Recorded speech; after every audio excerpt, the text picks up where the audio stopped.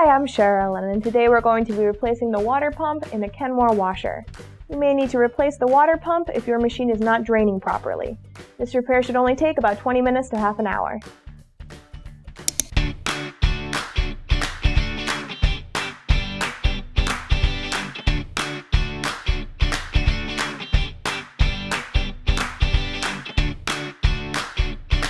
For this repair, we're only going to need a few tools: Phillips head screwdriver,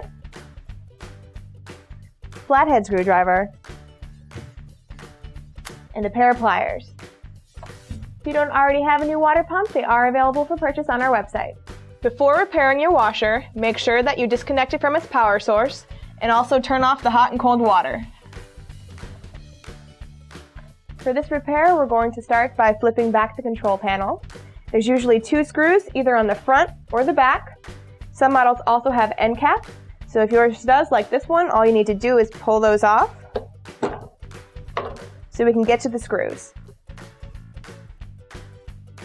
Now we can push the control panel forward slightly and lift up to roll back. Every washer comes with a set of wiring instructions. You can just set those to the side. Next, we can disconnect the lid switch. Take your flathead screwdriver, lift up on this tab, and pull it free. There are 2 clips that hold the back of the washer to the cabinet.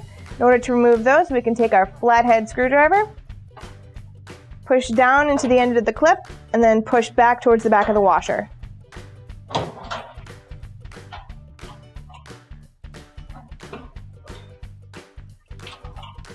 To remove the cabinet, support it with your body and tilt it back to a 45-degree angle.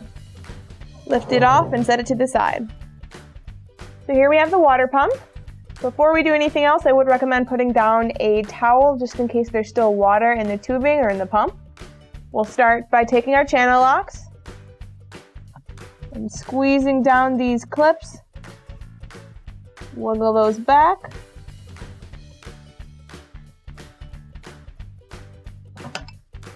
So you can take the tubing off of the pump.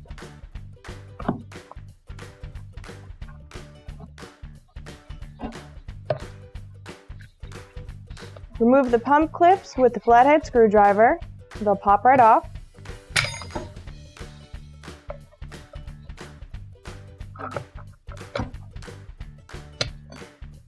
Remove the water pump and drain the water.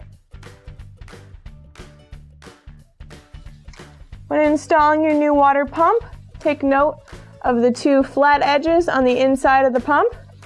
They have to line up with the 2 flat edges on the shaft of the motor.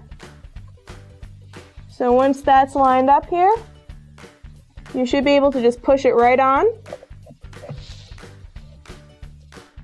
Next, we're going to install the pump clips. They go in at an angle and turn into place.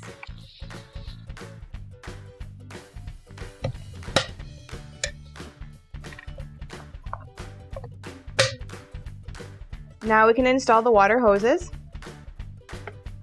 Slide the hoses over the spouts on the pump in the same positions as before.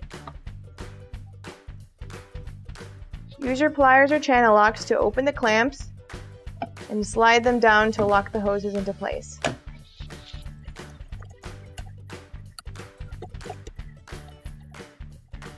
And now we're ready to reassemble the machine. Bring it in at a 45-degree angle.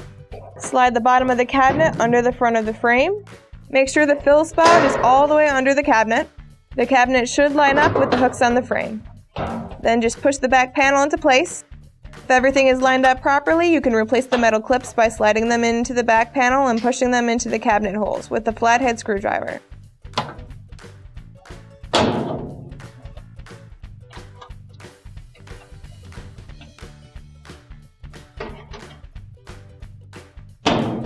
Then reattach the lid switch. Roll the control panel forward.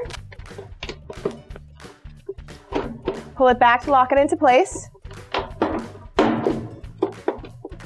And now we can screw in the screws. Finally, replace the end caps if you have them.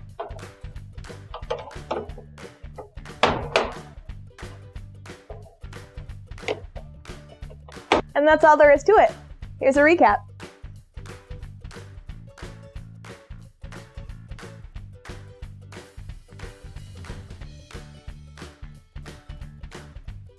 All of our OEM parts and tools are available for purchase on our website.